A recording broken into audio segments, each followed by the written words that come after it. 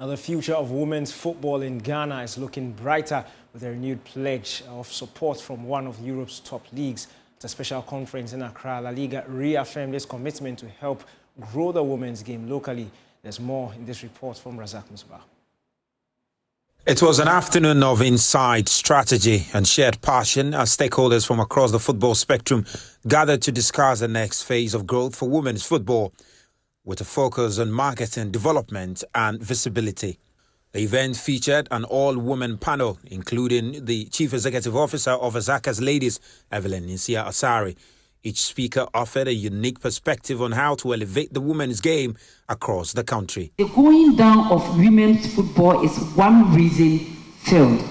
All the field or all the lands that were earmarked for that purpose are now being put to a different use. They are building houses. There are no enough places where if you are even bored within your house, you can go there and play football. So that is the reason why we are not developing. If we can start, the president, the government, and I'm very happy that now, for the first time, we have a vice president who is a woman. I believe that she will take this women football thing as a project.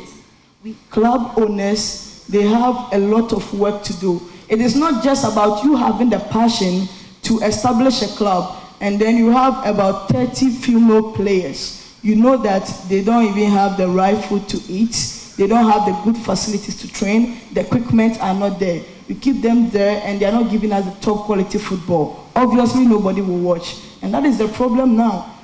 Let's look at what the Europeans are doing. You see content from their training ground. You see them doing things in their dressing rooms, camps, everything. We see their rivals and everything. But Ghana, we don't see those things. It's only few clubs who are doing it. And I think Azaka's is one of the clubs. And recently I saw that they attracted one betting company and other, sponsorship deals, and which is good. So if you're not putting yourself out there, there's no way anybody else would want to watch what you have to offer. So education of our football administrators, especially those in the women's football, they need to understand that in 1990, you could do women's football because it's something you're passionate about. In 2025, you need to do it because it's business. And if it's business, you need to put all those measures in place to be able to push your brand to a level that people want to associate with. For La Liga, the dialogue forms part of a broader commitment to football development and gender inclusion. And for UPSA, the collaboration aligns with its mission to use education as a tool for empowerment. The discussions have to continue.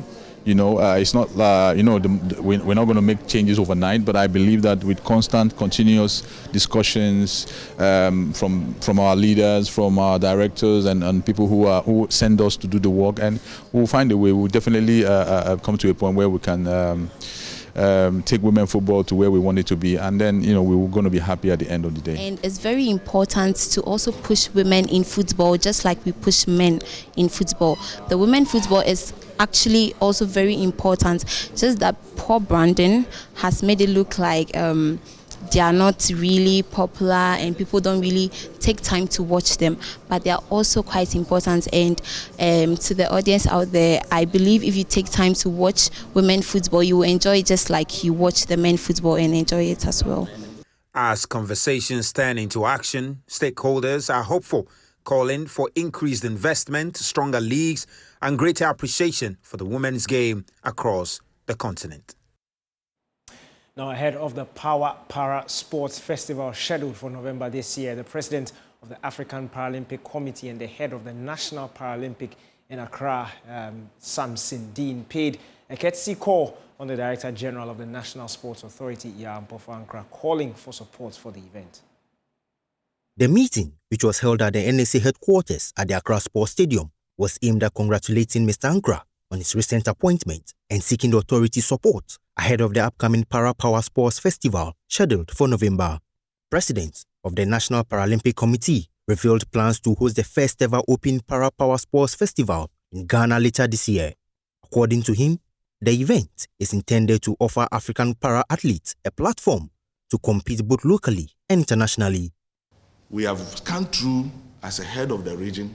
We have realized that they do not organize same within the region, the regional body, the Western, the Central, and somehow the East.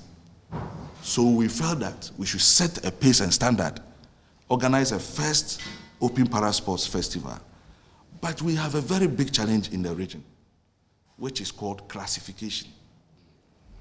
And classification is the reason why a lot of the federations that we find in Ghana are not able to continue doing the sports because they do not have the needed funds, which is the cancer of our sports, to sponsor athletes to travel abroad and get athletes classified, and for that matter, be able to be identified as such to compete in that category of sports. We are organizing the first ever open classification that will give chance to our African people.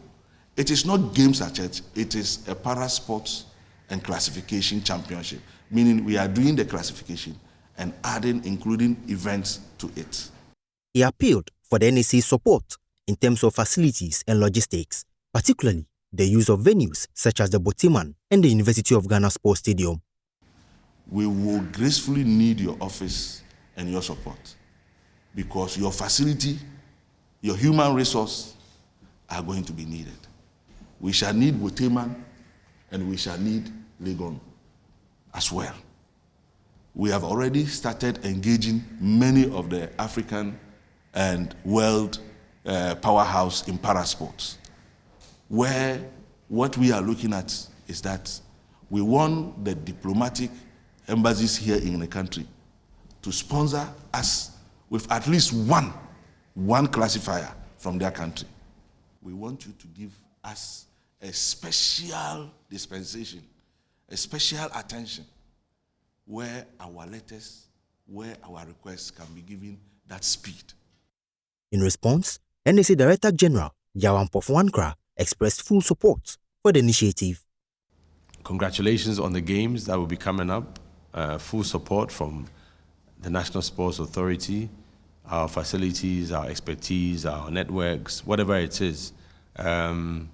Institutional memory is there for, the president and his men to tap into. And I know he's going to increase the team because he would have to strengthen a strong team and make it even stronger. So that offers opportunities for others to also come on board and to learn.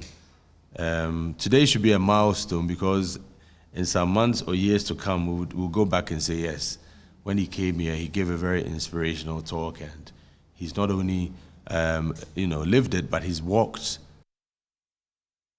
That's all for Prime Sports with me, Daniel Cranting. Thanks for your time.